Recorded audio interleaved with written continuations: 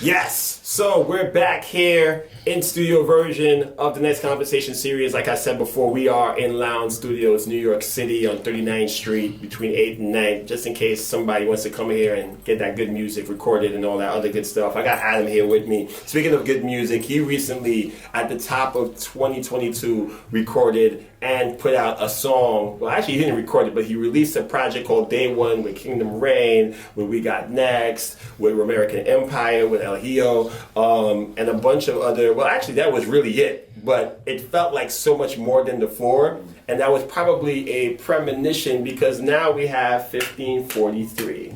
Yep. And I had a chance to hear it before it dropped, and I'm just like, I can't believe there's so much more to come because the music here is so good. I want to actually talk about Funeral. Yeah, Funeral Session. I want to do Funeral Session first. Funeral Session is intense because I feel like you really kind of start to layer or pull back the layers of the stuff that you've seen or went through. Like there's stuff that was mentioned about addiction and just dealing with certain things to cope through the world, and just how God had to kind of like take hold of what you were dealing with at the time, and you kind of like just flesh it out into this record, which seems very intense. Can we talk more about that? Yeah, absolutely. And Funeral Procession was really the first record that I really stepped outside of the box in terms of, trying a totally different flow than I had ever done before. What made this different? It's kind of a hybrid between, current hip-hop, yesteryear hip-hop, and drill. It's little aspects to all of them kind of, so it's very unique sound. And so, when I started putting the bars together, they just came very naturally. And, I immediately heard the term funeral procession, and so I kind of treated it like, I'm going to my own funeral procession. Because when you are baptized into Christ, you die to yourself and then you come alive in Christ. So I kind of had this mindset of like, I'm over my own funeral procession looking down at the death of Brian Jensen and, Christ bringing Adam to life. And so that's kind of where it came from. And, you mentioned addictions. I was fortunate. I never fell into, drug addictions, but I was a severe alcoholic. And so I've now, haven't had a drink in a really, really long time. But that was one of the things I touched on. And, I just kind of got a little bit more poignant in terms of the things that I'm discussing with this album project or EP project, and with Funeral Procession in particular. Was it hard to be transparent in that way? To kind of like open yourself up to the point where it's like, I dealt with this, I came from this. Was it hard to share that testimony? Because sometimes I think in the past when I started listening to Christian hip-hop artists and being around Christian hip-hop artists and me being an aspiring Christian hip-hop artist myself, you would almost think that these artists that I looked up to were a bit untouchable. Like, these guys don't deal with any type of sin the way they're talking. These guys are totally in the Word. These guys are totally Christ out. Like they're totally engaged with who Jesus is and are beacons of evangelism and righteousness and all these stuff. But you open yourself up and say like,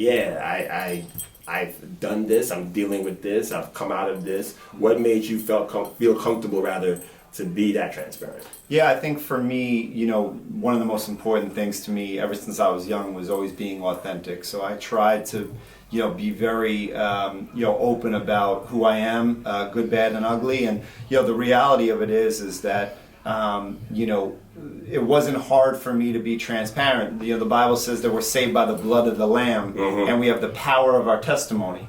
And I think a lot of the reasons why people, feel that they can relate to me is because I've been through so much, and the Lord delivered me through those things. And that's why I say, I'm all things to all mankind, because I have been able to relate to the younger generation, the older generation, my own. I've been through all these different things, and I've experienced so much life, and that's allowed me to be able to relate to everybody. Yeah. And so, that's never been hard for me to be authentic, and I think the authenticity, whether it's me or any other artist, is what's going to draw people to your story.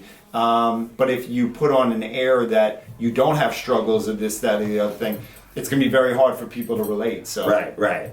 Speaking of the younger generation, as you just mentioned, let's talk about the actual album configuration as far as the title, why it's the title that you've chosen, and who's involved. That also adds to the title. So the name of the project is called 1543.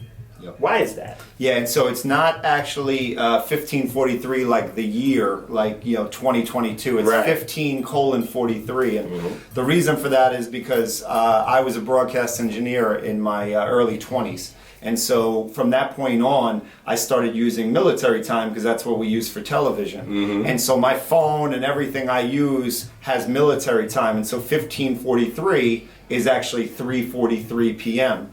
And the reason why I chose that, besides the fact that I've been using military time, is the Bible says that we're in spiritual warfare on a regular basis. So that mentality of wartime, mindset, and then what really makes this this is the first time ever, is that I did it with a 15-year-old producer who's a prodigious talent.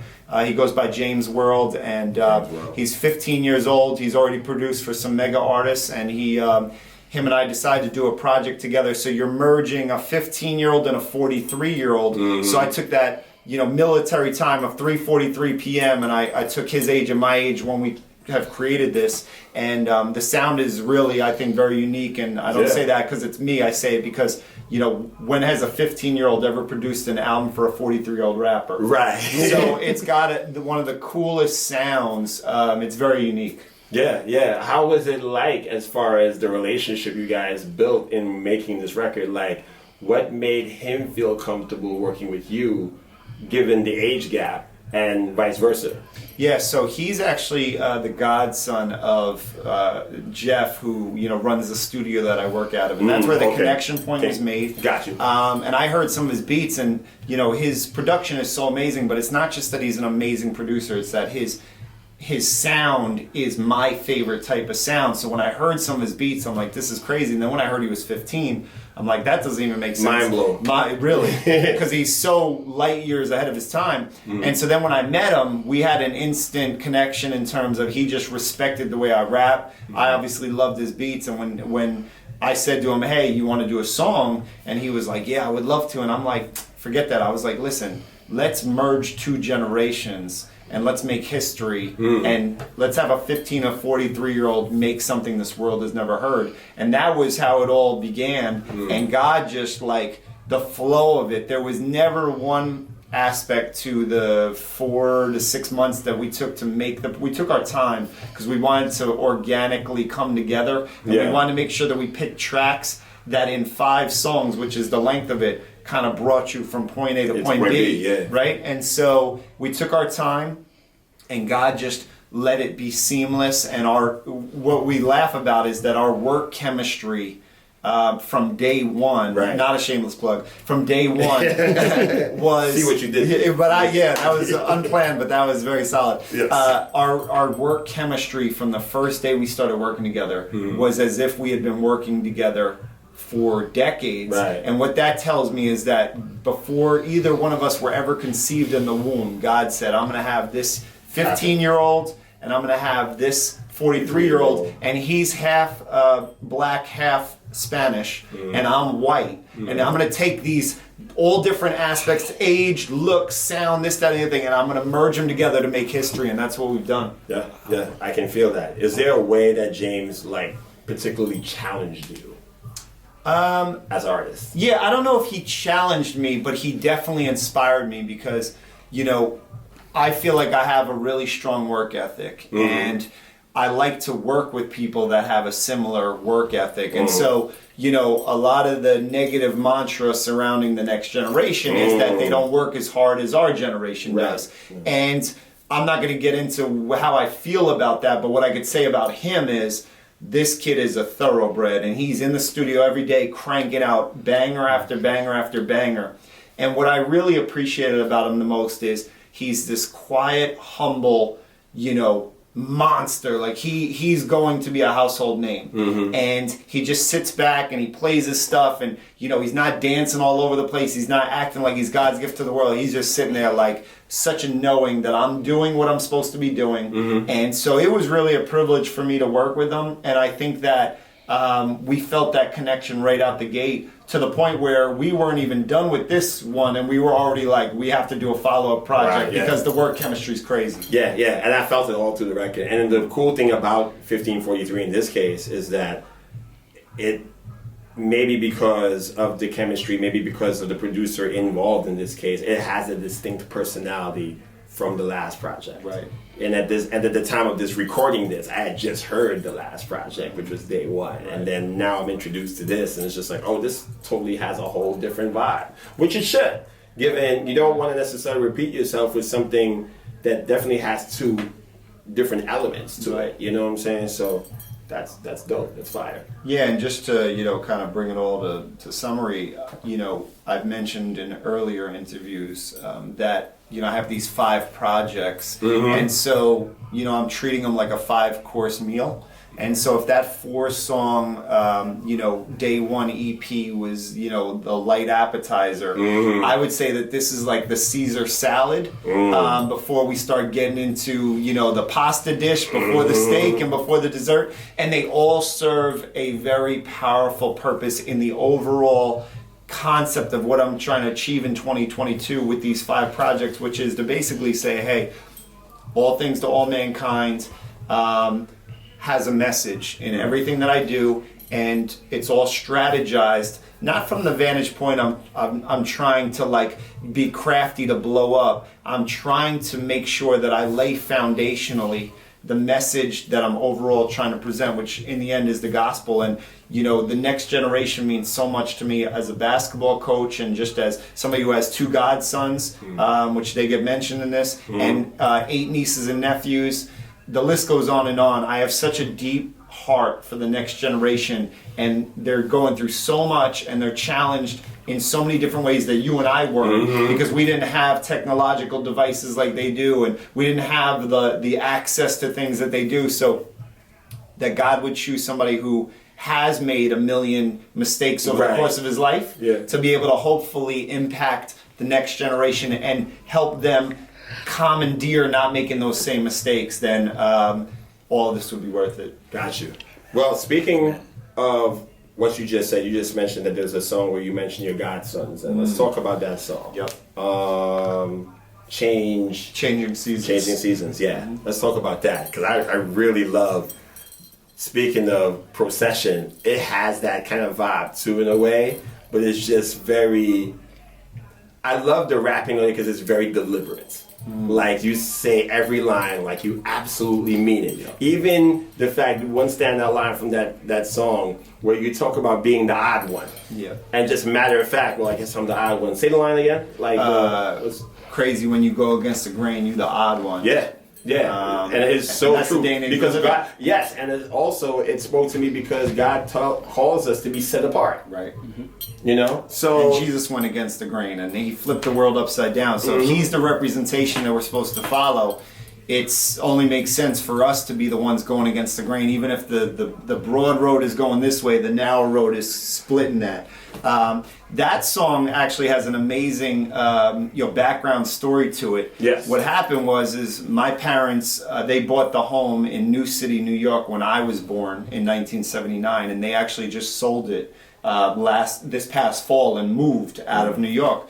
And they had a beautiful bay window that looked out at our very humble backyard, but my dad was so meticulous with all his landscaping. He did it all himself, and people would come, and our property was nothing spectacular, but it was just the Spirit of God dwelled there, and it was so beautiful, and people would come and they'd be like, gosh, the landscaping's beautiful, and my dad took a lot of pride in that. And the way that Changing Seasons came about was, try not to get emotional, but I lived my whole life outside of a few chapters of my life in that house, and as the house was getting sold, I looked out that back bay window and just saw all the different seasons over the course of my life. And so it was Changing Seasons literally from seeing my father's landscaping die and come back to life in the spring, and then also the different changing seasons of our life that bring us to where we are. Gotcha. Yeah, that brings the circle. Talk to me about Timeless. Yeah, so Timeless is gonna probably be is the first one on the record, but it was the last one made. And I went to James when we were, and he goes by JJ, but we had done 4, and we knew we were gonna do 5 for the project. And I said to him, you know what? I said, for the last one, out of your hundreds of beats, I want you to choose what you want the last one to be, and I'm not even gonna fight you on it. I'm just gonna take it and I'm gonna make a song. And he picked this one, and immediately the Lord gave me the lyrics for it. And actually there's a part to the song, and that's what's so cool about this project is every song has just a powerful moment in each one where God kind of gave me a vision. So as I just explained with Changing Seasons, it was looking out my parents' bay window. When it came to Timeless, what happened was I was in the booth, and there was a day him and I were working on the project, not on Timeless, but on the project. Okay. And I see him sitting in the engineering seat, and I'm on the other side of the glass looking in at him as I'm recording. And I got a vision of, fathers looking through the glass in prisons and Really? having to see their kids grow up without their father. And I was just like, man, I can't imagine what it's like to see your kids grow up through glass. And so that was the mindset that I had when I wrote Timeless, was like, and I mentioned that, had a vision staring at JJ through the glass, and I felt like I can be a father figure to the kids I coach, right, and through my music, and hopefully, in this fatherless generation that's, so prevalent now, they need positive role models. And so, if I'm able to use this music to help save one of their lives, or to help them make a decision that will change the course of the rest of their life for the better, that's what this is all about. And so, that was the vision behind Timeless. And God wrote the lyrics, and I thought that it rounded the project out. Ironically, that it went in the beginning, but that it was the linchpin to the rest of the project to tie it all together. And it's so ironic, or just God ordained, probably the better term, the fact that the beat that he chose puts you in the moment, that brought that feeling, that emotion, that lyric out of you. Definitely. It's powerful. It kind of reminds me of a song that we worked on recently that speaks about, the whole idea of like being a beacon, to use art to express ourselves in a way that can inspire the next generation and kind of like point kids to a better walk in life, you know what I'm saying? And just being good mentors and just being there for the next generation. Because as you broke it down there, man, I can't. I never cry. So for me to get teared up, I'm like, wow. I can't imagine. That's how passionate I am about these kids. And I feel it's the same way. I can't tell you the amount of times where I have literally gone home from work and my whole weekend has been thinking about those kids and how I'm going to speak to them next week, and how I'm going to deal with their parents, and how I'm going to help do and bring across positive impartation into their lives. So it's you go home with that stuff, man, because it means that much, and it's something that we're that passionate about. So I could really appreciate how you felt and still feel in this moment. Wow, powerful. Judgment. Yeah, Judgment Day. Yep. Judgment so Day. that is a powerful record to me, because it's not super drill, but it's drill-ish. And that's a huge evolutionary step for me as an artist. So here's the thing. I not to cut you, but now that we're here, because yes, you do implement the drill sound on this record, on this particular song. I really actually, not to take away from your explanation of Judgment Day, but I really want you to let me know your prior feelings about the drill music sound, and from that knowledge and that feeling from it, what did you want to take from that or change from that in your approach to making this particular song? Yeah, well, so it's interesting. You know, I'm 43 years old. That's no secret, and I grew up listening to hip hop.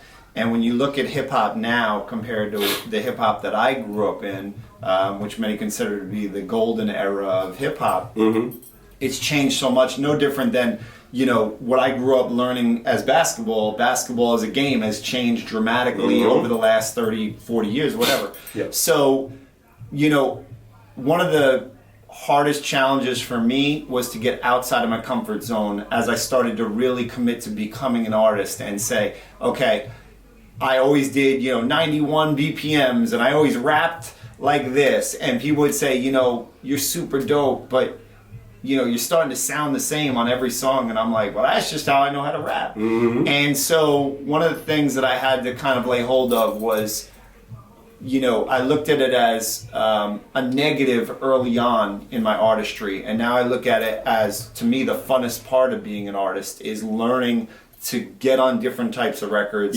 develop different flows. So something that I originally did not like to do because I was uncomfortable, I now love it, and that to me is the joy.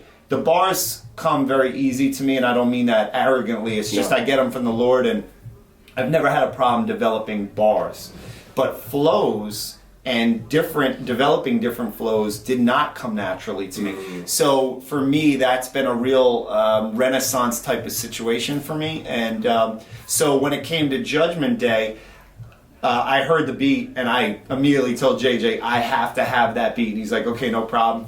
And that felt very drill 101 to me, where I wasn't jumping into the deep end with no swimmies on, and now, you know, I'm getting run out of New York, you know what I'm saying? Like, I was like, let me get my feet wet. Yeah. And what was crazy was the bars came to me right away. The flow came to me right away. The hook came to me right away. Like, I wrote the whole record, which, by the way, sidebar that I didn't mention, what's also very unique about this project is that when we started it, JJ and I said, let's make it 100% your production and 100% my artistry. So there's no features. I did every hook. I was going to mention that. He did all the beats. I did all the lyrics. And we said we wanted to have a project that we were able to walk away and say it was 100% him and I. And so that's kind of how we went about. Anyways, so the hook came to me. The bars came to me right away. The flow came to me. But I didn't tell anybody on my team. And so I get into the booth, and you know, Jeff, his godfather, who is you know, handles a lot of my all my engineering and some of my management and stuff like that. He puts on a beat, and I had purposely invited 3 of my closest buddies to be in the studio. They didn't know what was going on. So all of a sudden the beat comes on and I start going in, and all of a sudden they stopped and they were like, yo, like, because they had never heard me spit like that, and they were like, yo, you getting in your bag like different. The other you going back, I'm like, yeah, I'm back in my 2003. I'm sure it was a shock to people. It was a complete shock because they had never heard me go hard like that in that way. And I owned the lyrics. I had worked on it, so it was like I was in the booth. I was so confident because I was like, I don't want to go in there and kind of sound shaky, and they'd be like, oh, he's trying to do. I wanted to go in there and just hit him right in the throat. And my boys were like, bro, and the joint's hard. I'm not gonna lie, that joint is hard. Like, I think that joint, I honestly could hear Flex dropping bombs on that joint. I really feel that way. Make a couple of Spotify. Yeah, might have to. That's crazy. So that's Judgment Day, and so Timeless, Changing Seasons, Judgment Day, and Funeral Procession, and then the last record is Lightshow.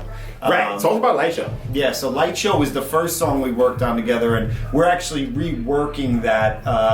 You know, at the end of the day, we loved how it came out, but we felt like, you know, and that's what's really cool, and this is an encouragement to people who are in music, is there's nothing wrong with making a song and then leaving it and coming back to it and saying, you know what, it's good, but it could be better.